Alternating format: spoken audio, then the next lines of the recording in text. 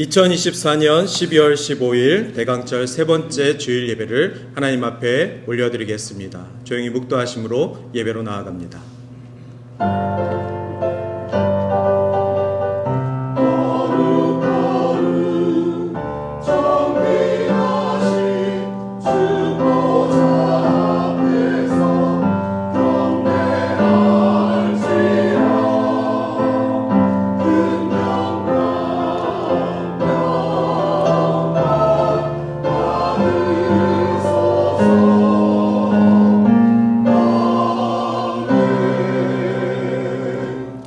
주 안에서 항상 기뻐하라. 내가 다시 말하노니 기뻐하라. 너희 관용을 모든 사람에게 알게 하라. 주께서 아까우시니라. 아무것도 염려하지 말고 다만 모든 일에 기도와 간구로 너희 구할 것을 감사함으로 아뢰라. 그리하면 모든 지각에 뛰어난 하나님의 평강이 그리스도 예수 안에서 너희 마음과 생각을 지키시리라. 생명의 말씀 되시고 오늘도 주의 자녀를 품으시는 위로의 하나님 감사합니다. 거룩한 주님의 날 주의 백성들 주 앞에 나와 목마른 사슴되어 하나님의 말씀에 갈급한 심령으로 나왔습니다. 지치고 상처 입은 영혼들 주님의 품에 안아주시고 말씀으로 새 힘을 얻게 하여 주시옵소서. 오직 여호와 하나님의 말씀을 따라 살아가는 복 있는 주의 자녀들 되게 하여 주시오며 오늘도 이 예배 가운데 새로운 영혼으로 거듭나기를 소원합니다. 주님이 오신 날을 가까워하며 축복의 말씀으로 변화되어 깨끗한 심령으로 오시는 주님을 기다리게 하시기를 예수님의 이름으로 기원하옵나이다. 아멘. 사랑과 은혜가 풍성하신 하나님 아버지, 오늘도 저희의 심령에 찾아오셔서 거룩하고 복된 날 주님 전에 함께 모여 주님을 경배할 수 있게 하여 주시니 감사를 드립니다. 택함을 받은 주의 백성들은 떡으로 사는 것이 아니라 하나님의 말씀으로 사는 것임을 깨닫게 하시기 위하여 주님의 몸된 이 성전으로 불러주심을 믿습니다.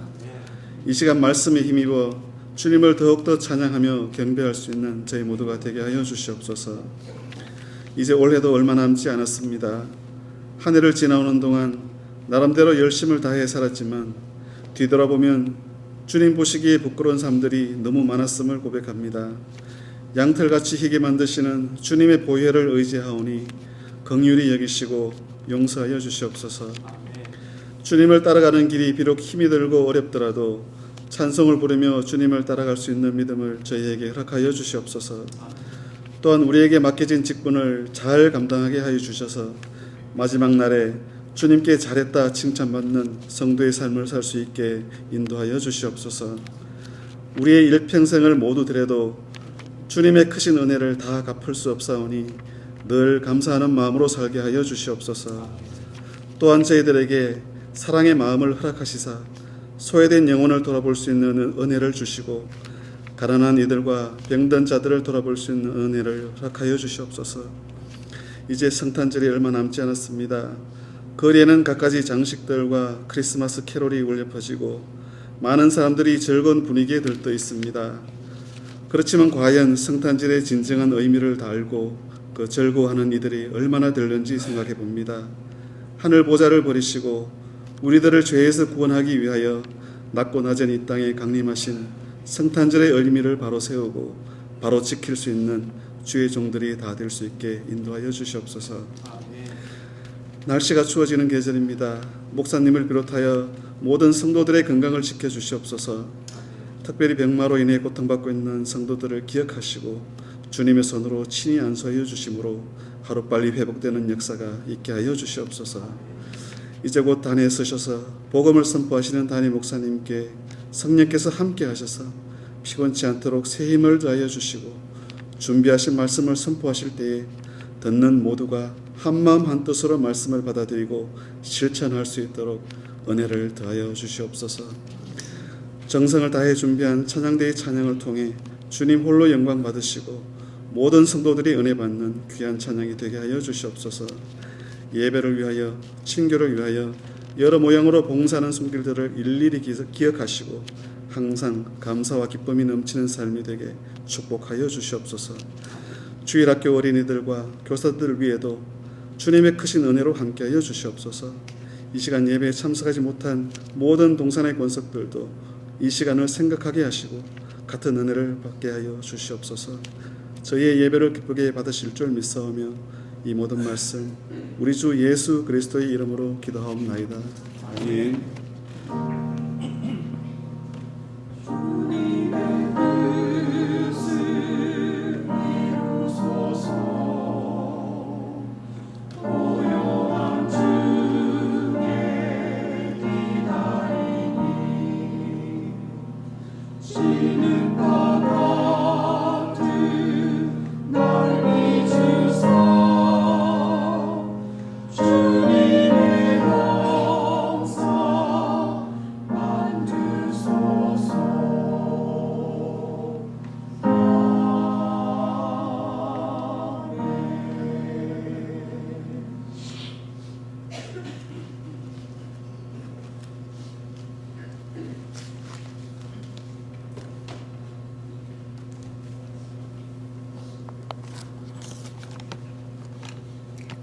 고린도 후서 1장 3절에서 6절 말씀입니다. 찬송하리로다. 그는 우리 주 예수 그리스도의 하나님이시요 자비의 아버지시요 모든 위로의 하나님이시요 우리의 모든 환난 중에서 우리를 위로하사 우리로 하여금 하나님께 받는 위로로서 모든 환난 중에 있는 자들을 능히 위로하게 하시는 이시로다. 그리스도의 고난이 우리에게 넘친 것 같이 우리의 위로도 그리스도로 말미암아 넘치는도다. 우리가 환난 받는 것도 너희의 위로와 구원을 위함이요 혹 위로받는 것도 너희의 위로를 위함이니 이 위로가 너희 속에 역사하여 우리가 받는 것 같은 고난을 너희도 견디게 하느니라. 하나님의 말씀이었습니다.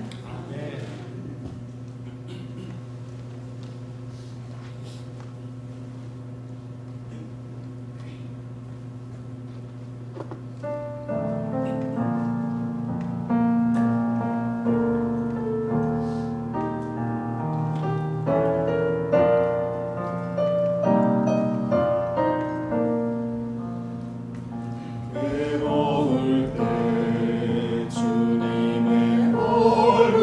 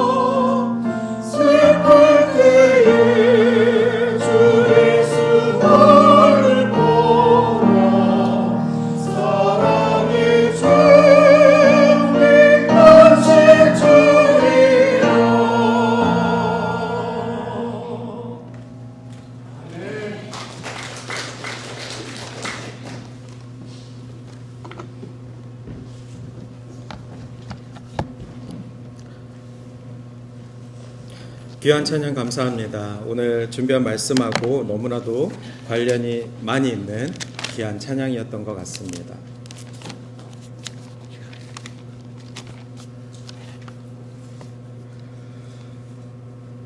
오늘은 회복 시리즈 네 번째 말씀, 나를 위로하시는 주님, 고린도전서 1장 말씀을 통해서 하나님의 은혜를 함께 나누고자 합니다.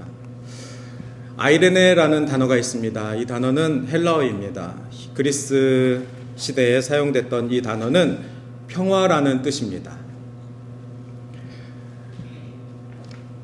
그리고 우리가 잘 아는 히브리어 샬롬이라는 단어가 있습니다.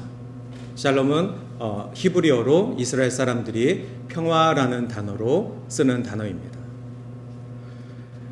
그런데 이 아이레네라는 단어랑 샬롬이라는 단어는 전쟁이 없는 상태를 나타내는, 눈에 보이는 전쟁이 없는 상태를 나타내는 평화를 뜻하기도 하고, 동시에 내 안에, 한 사람 마음 안에 요동치지 않는 내적인 안정, 이것이 아이레네, 샬롬을 뜻하고 있습니다.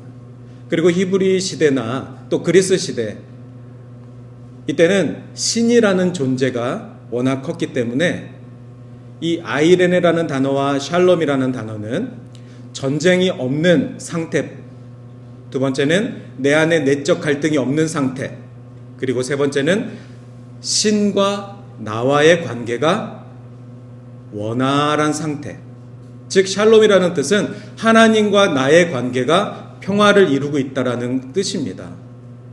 우리가 샬롬이라고 외치는 것은 하나님과 당신의 가족이 회복이 되기를 바랍니다. 하나님이 당신과 저와 이 관계 속에서 평화되심을 고백하는 것입니다.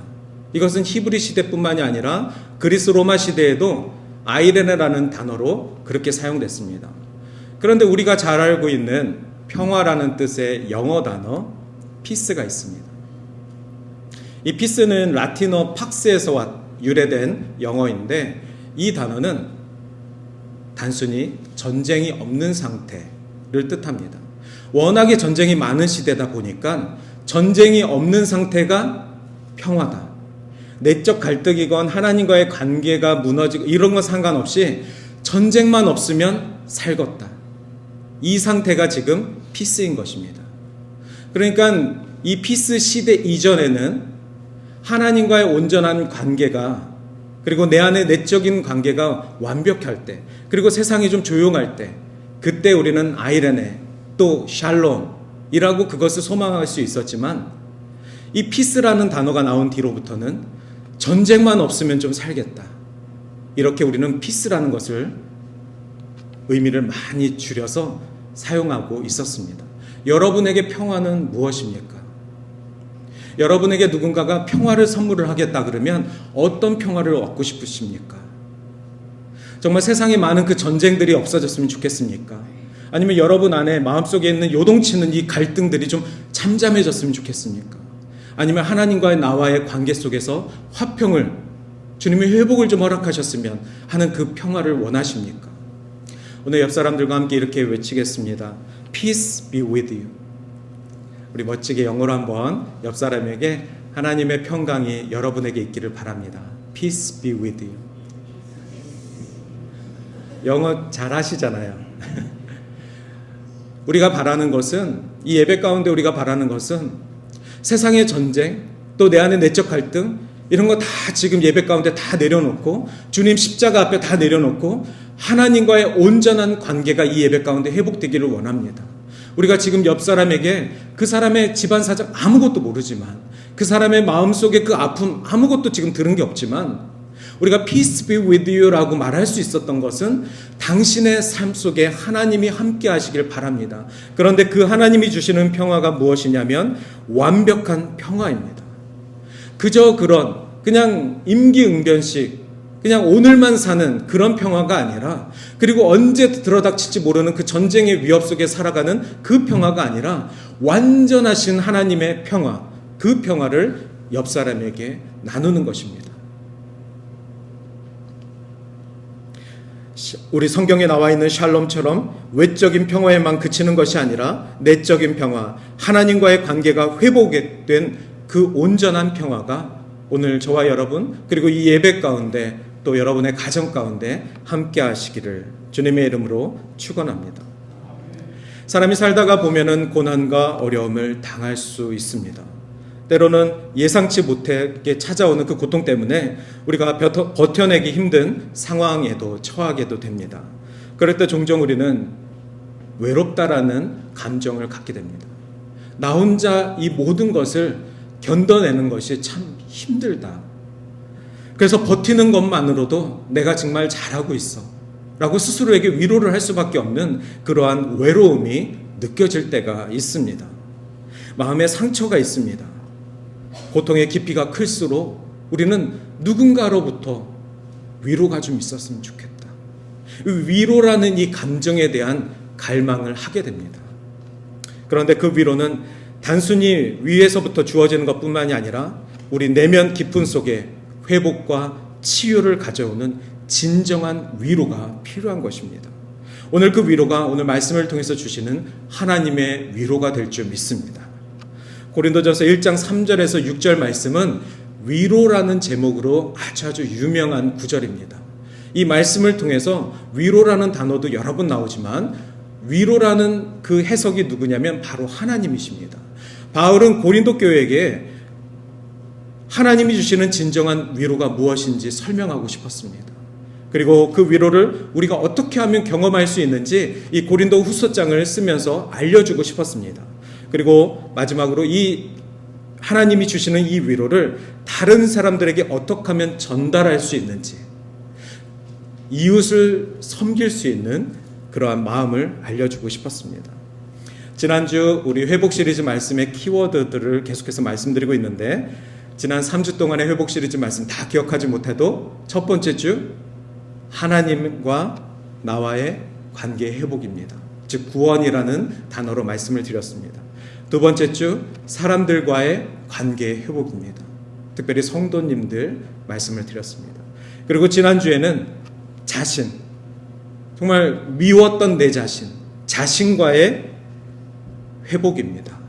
그래서 하나님이 새롭게 창조하신 이 피조물과의 회복입니다. 오늘은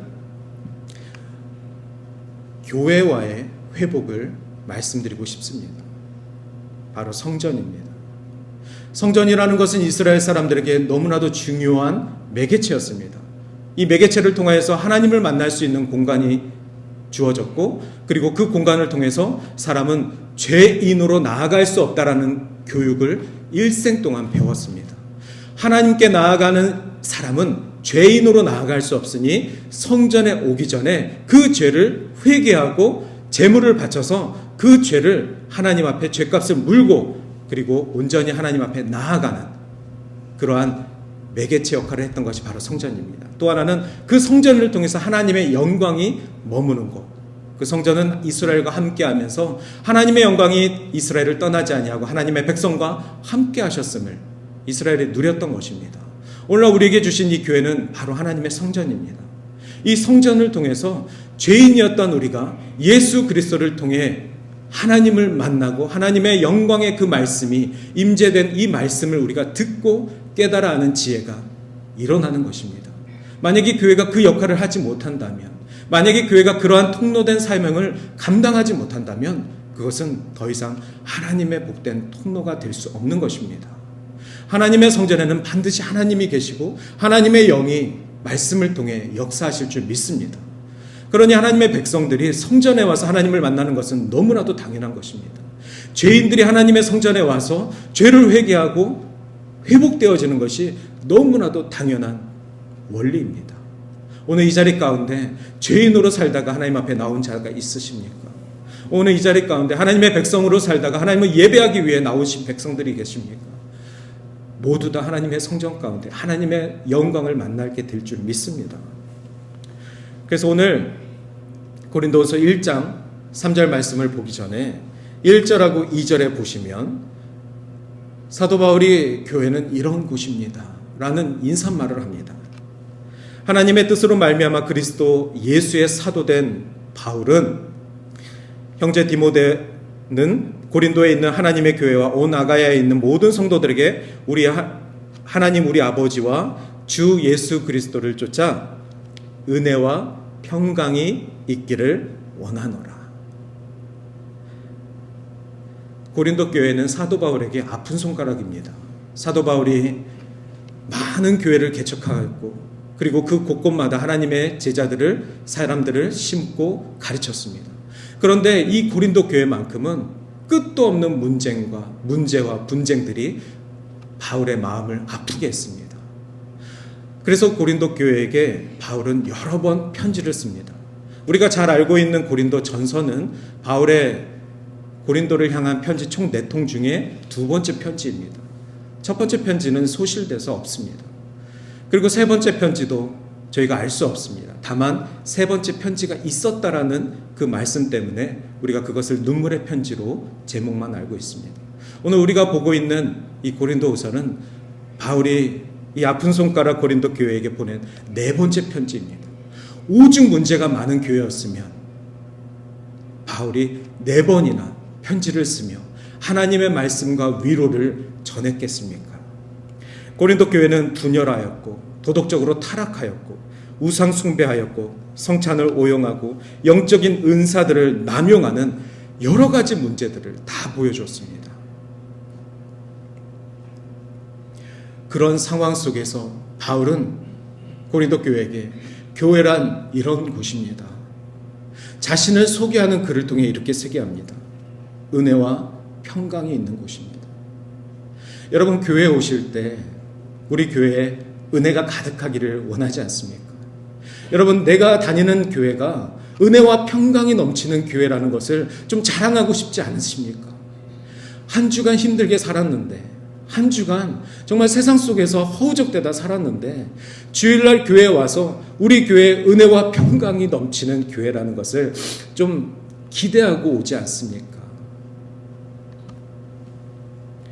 바울이 원하는 교회는 바로 이런 교회입니다. 혹시 우리 가운데 그런 사모하는 마음이 없이 그저 왔다 갔다 그런 마음들이 계시다면 하나님, 저에게 우리 교회를 통하여서 하나님의 은혜와 평강을 누리게 하여 주시옵소서. 내 안에 은혜와 평강이 넘치고 내 안에 그러한 교회가 사모될 때 우리가 형제를 향해서 하나님의 은혜와 평강을 전할 수 있을 것입니다.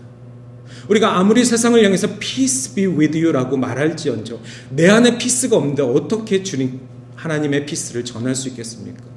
내 안에 하나님의 은혜와 평강이 없는데 어떻게 세상을 향해 그 죄인들을 향하여서 하나님의 은혜와 평강을 전할 수 있겠습니까? 또 하나 오늘 말씀을 통해서 보면은 바울이 디모데를 형제라 칭합니다. 잘 아시겠지만 디모데는 바울의 영적 아들입니다. 결혼을 하지 않은 바울의 입장에서는 자녀가 없었는데 디모데를 제자로 삼아 영적 아들로 키웠습니다. 그리고 교회의 지도자로 세웠습니다. 그런데 오늘 바울은 디모데를 내 형제요 라고 소개합니다. 여러분, 옆에 있는 형제 자매들을 보면서 우리 각 성도들이 주 안에 한 형제 자매 된 줄 믿습니다. 바울에게 디모데는 정말 어린 자녀였을 것입니다. 그냥 가르쳐야 되는 사람일 것입니다. 그러나 성숙한 바울은 성숙한 디모데에게 당신은 제 형제입니다. 당신과 저는 그리스도 안에서 한 형제 되었습니다. 어제 재미있는 일이 저희 집에 있었습니다. 아들이 크리스마스 선물을 준비하고 싶다고 저보고 크리스마스 선물 좀 사러 같이 좀 가자고 합니다. 그래서 아들을 데리고 달라라마에 갔습니다. 너가 가족에게 주고 싶은 선물 있으면 마음껏 사? 그랬더니 아빠 선물 장갑 사오고 엄마 선물 양말 사오고 누나 선물 화장품 이렇게 3개를 골랐습니다. 그러더니 하는 말이, 아이쿠, 돈을 안 가져왔네? 돈을 챙기지도 않았는데 한 번도 돈을 갖고 나간 적이 없는데 갑자기 손에 3개를 들고선 아유 돈을 안 가져왔네 이러는 겁니다. 아빠 거랑 같이 계산을 할게. 알겠어. 그럼 내가 이 트랜스퍼 할게.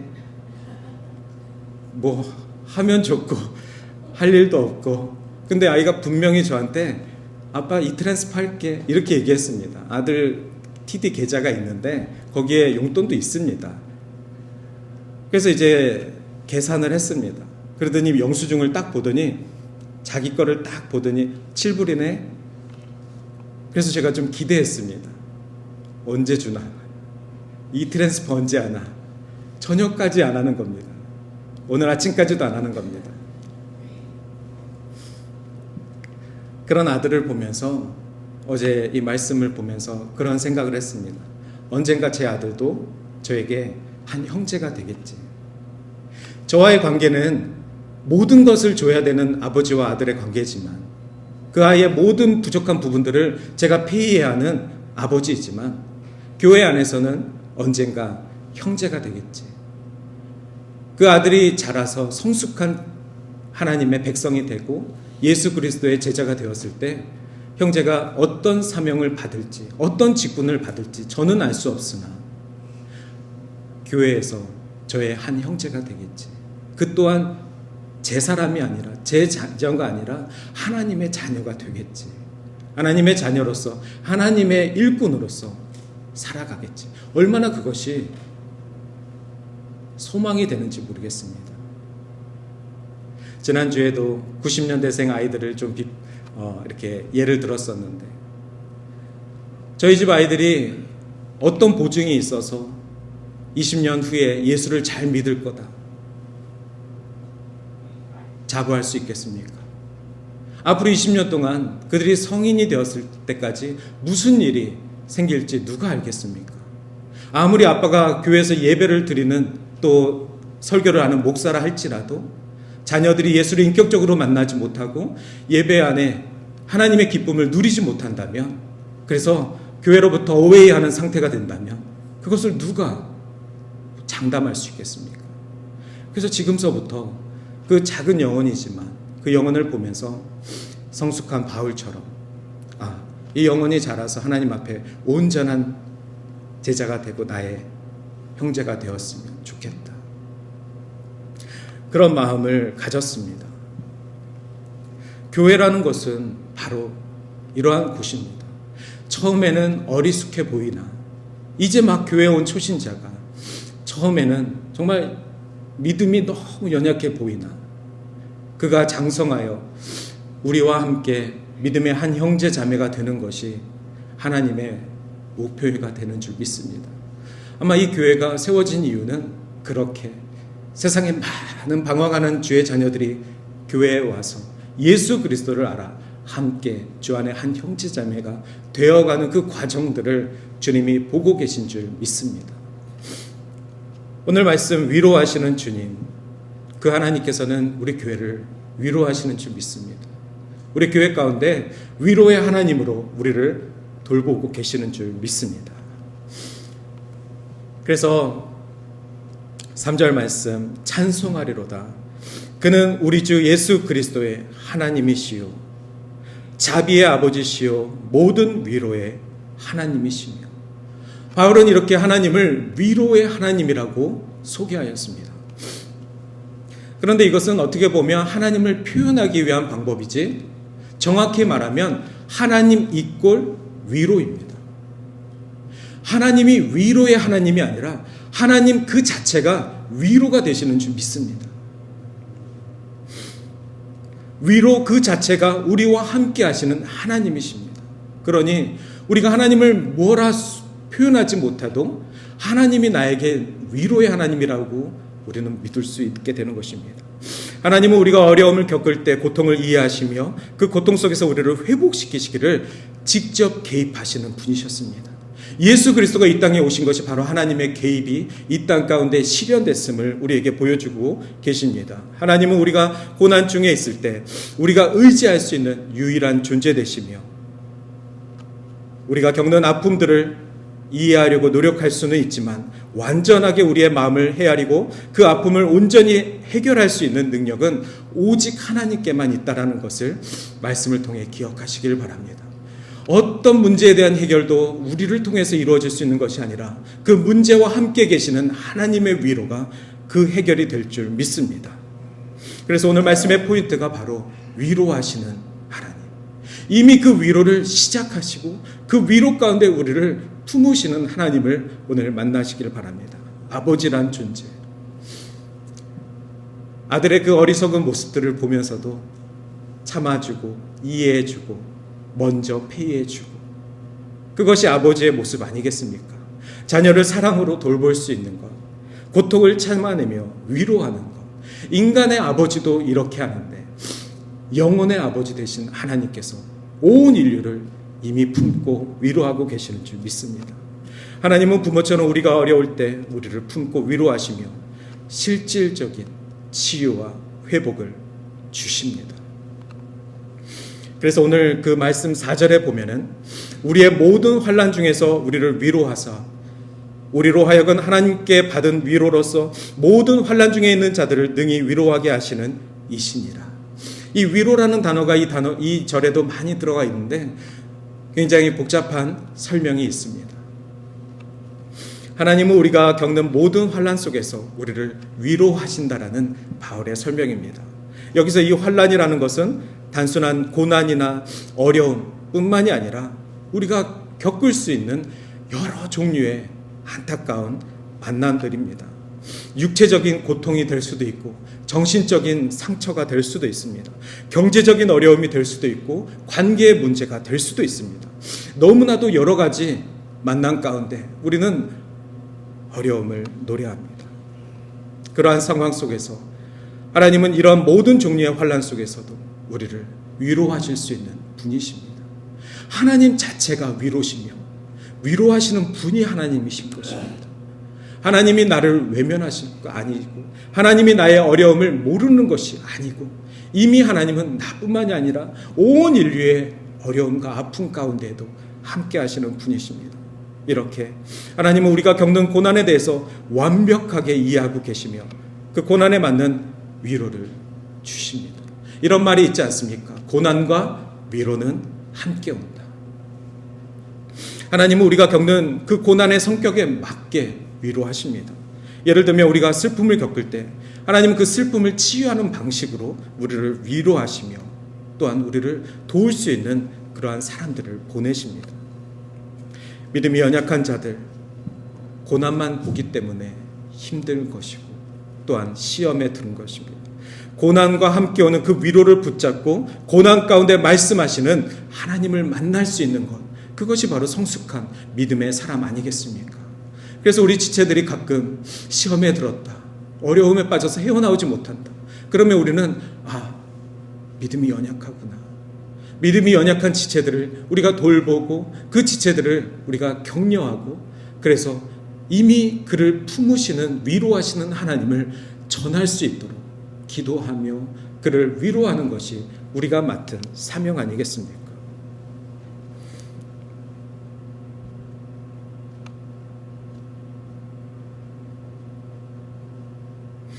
또한 4절 말씀에 보면은 우리가 하나님께 받은 위로로서 모든 환난 중에 있는 자들을 능히 위로하게 하시는 이시니라. 지난주에 제가 고린도후서 5장 말씀을 전하면서 우리 모두에게 직분이 있다 말씀을 드렸습니다. 그 직분이 무엇이었습니까? 화목하게 하는 직분을 주셨다고 말씀을 드렸습니다. 오늘 이 말씀과 함께 연결 지어보면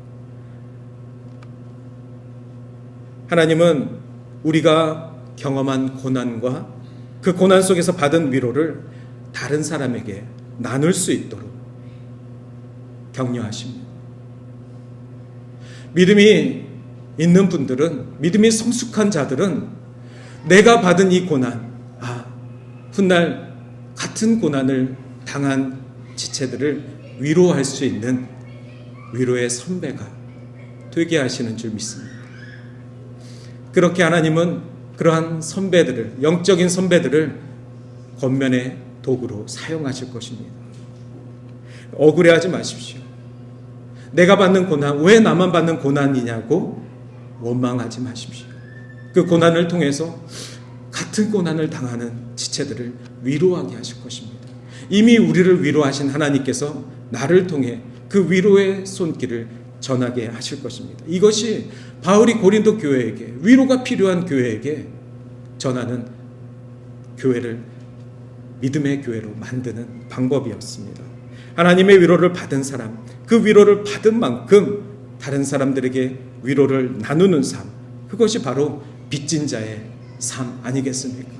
바울이 복음의 빚진 자의 삶을 살았기 때문에 복음을 전할 수 있었던 것처럼 우리가 위로의 빚진 자를 살았다면 우리는 그 위로를 전하면서 살아야 합니다. 그래서 계속해서 5절 그리고 6절 이 말씀을 통해서 하나님은 고난 속에서 더 큰 뜻을 이룰 수 계심을 우리가 기억할 때 하나님은 우리를 구속 개혁에, 하나님의 구속 계획에 참여하는 귀한 사명에 주셨습니다. 하나님의 뜻에 동참하며 그 고난이 결국은 하나님의 영광을 드러내는 일로 사용되어지는 것입니다. 오늘 제가 예배 가운데 찬송가 500장을 여러분들과 함께 나누기를 원했습니다.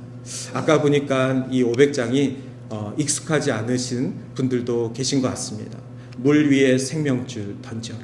이 찬양의 가사에 보면은 물 위에 생명줄 던지어라. 누가 저 형제 구원하랴. 우리의 가까운 형제니 그 생명줄 그 누가 던지려라. 생명줄 던져, 생명줄 던져. 물속에 빠져간다. 생명줄 던져, 생명줄 던져. 물속에 빠져가는 저 형제 지금 곧 건져내자. 이러한 간절한 사명이 있는 찬양입니다. 오늘 저는 우리 사랑하는 동산교회 성도님들께 하나님은 여러분들을 위로하십니다 라는 그러한 단순한 위로의 메시지를 전하고 싶은 것이 아니라 하나님은 우리를 위로하고 계시고 우리를 통해서 우리가 받은 위로를 전하길 원하십니다. 이 메시지를 함께 나누고 싶은 것입니다. 해가 끝나가고 있습니다. 이제 2주밖에 안 남은 2024년입니다. 올 한 해도 하나님은 여러 가지 상황 속에서, 만남 속에서 우리를 위로하셨습니다. 그러면 우리는 올해 50주가 가는 동안 누구를 위로했습니까? 실질적인 도움을 누구에게 주었습니까? 하나님이 우리를 통해서 보내실 때마다 우리는 순종하였습니까? 해가 다 가고 있습니다. 물속에 빠져가는 저 형제 누가 구원할 것입니까? 하나님이 우리를 통해서 하나님의 잃어버린 백성들을 찾으실 때 하나님이 우리에게 주신 그 위로를 붙들고 그 위로를 전하는 주의 백성들 되기를 주님의 이름으로 축원합니다. 이 시간 우리 함께 찬양하시겠습니다. 아바 아버지 찬양을 통해서 하나님 나의 아버지 되시며 하나님이 우리를 안고 계심을 고백합니다. 이 찬양하시고 같이 기도하겠습니다.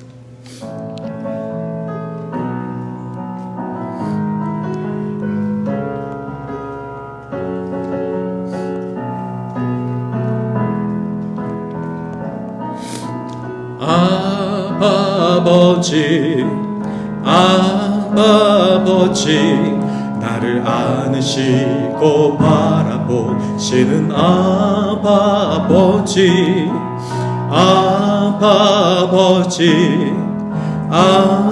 아버지 나를 도우시고 힘주시는 다시 한번 찬양합니다. 아버지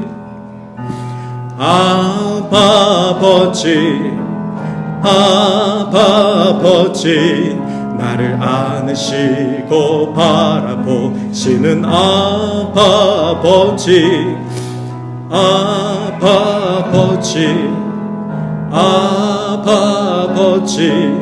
나를 도우시고 힘주시는 아버지 주는 내 맘을 고치시고 볼 수 없는 상처 만지시네 나를 아시고 나를 이해하시네 내 영혼 새롭게 세우시 주는 내 맘을 고치시고 주는 내 맘을 고치시고 볼 수 없는 상처 만지시네 나를 아시고 나를 이해하시네 내 영혼 새롭게 세우시네. 이 시간 함께 기도하겠습니다. 우리를 잘 아시는 하나님께서 우리를 품에 안으시고 위로하시며 우리의 볼 수 없는 상처를 회복시키시는 줄 믿습니다. 오늘도 새롭게 창조된 주의 백성들 되어서 하나님을 온전히 따르겠다고 주의 위로를 전하는 주의 사명자가 되겠다고 이 시간 결단하며 함께 기도하겠습니다. 같이